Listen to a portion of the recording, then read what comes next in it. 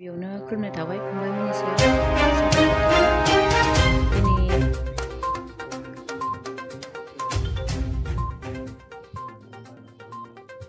आंनि नामा सरासि नार्जारि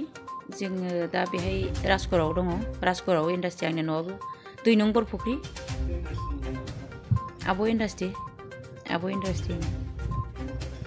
बेखौ गायसननाया आजि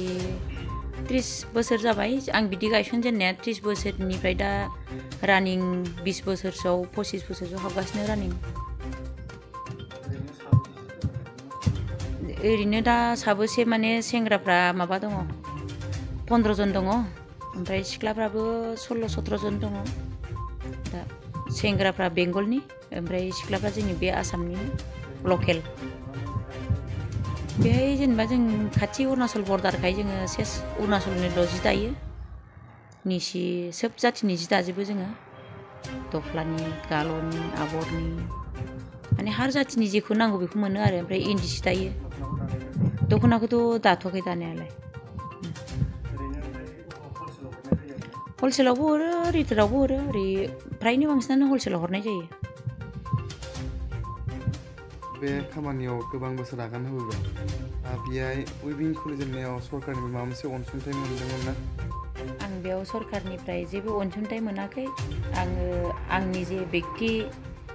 दिनै थाइसे गाबोन थाइसे जुथुमनाय थाखाजोंसो आं जेनेबा बेफोरबायदि आं दिनै न' बां गारि गुरा बेफोरबायदि लादों आरो आं दा जेनेबा ससाइटि इन्डास्ट्रि खालामदों सेमोननिफ्राय खालामदों बोसोरनै जायाखै ओंखायनो आं दा जेबो उन्नति मोनाखै दा माला मोनगोन बेखौ बुंनो हाया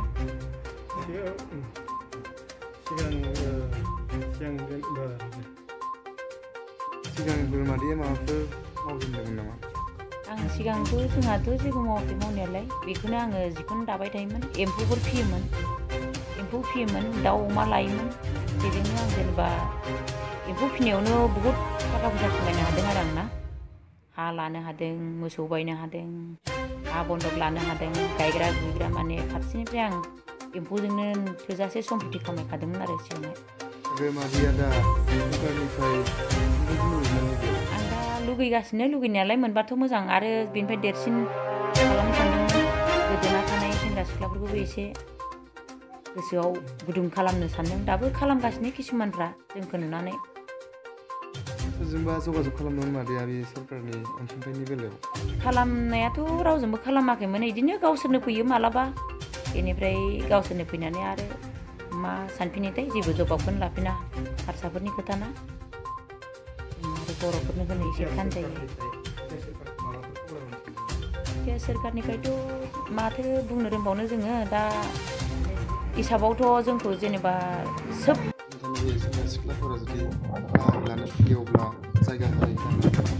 जागोन मानो जाया जानो जथेस्थ' जायगा दङ आरो जथेस्थ' मावनो जानो हानायनि गोहो दं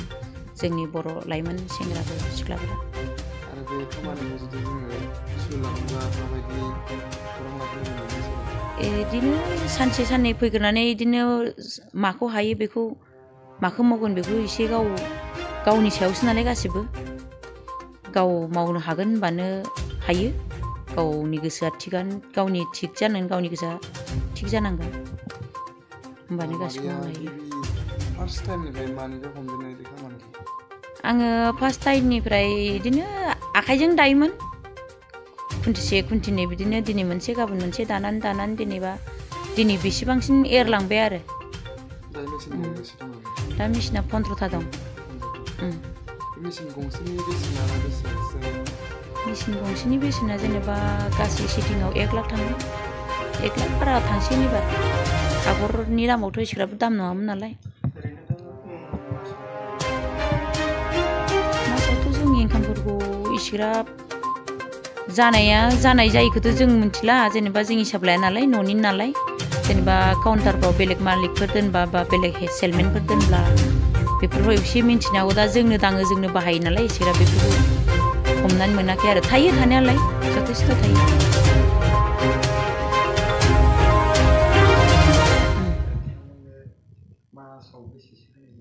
मास हिसाब होआ बिसोरथ' जेनेबा फिस हिसाबसो दायो नालाय मास हिसाब होआ फिस हिसाबाव जेनेबा आगरनि दामाव जुथा थायो। औ 700 ओरैनो 600 सिख्लाफोरनिया 300 400 गांसेयाव 100 जेनेबा गांसे हिसाब आगरनि अनुमानै आरो लास्ट दा 2000सिम दागासिनो दा गांसे जियाव बेखौ 1.5 खान हायो सानसेयाव 1.5 खान दायो गांसे ससे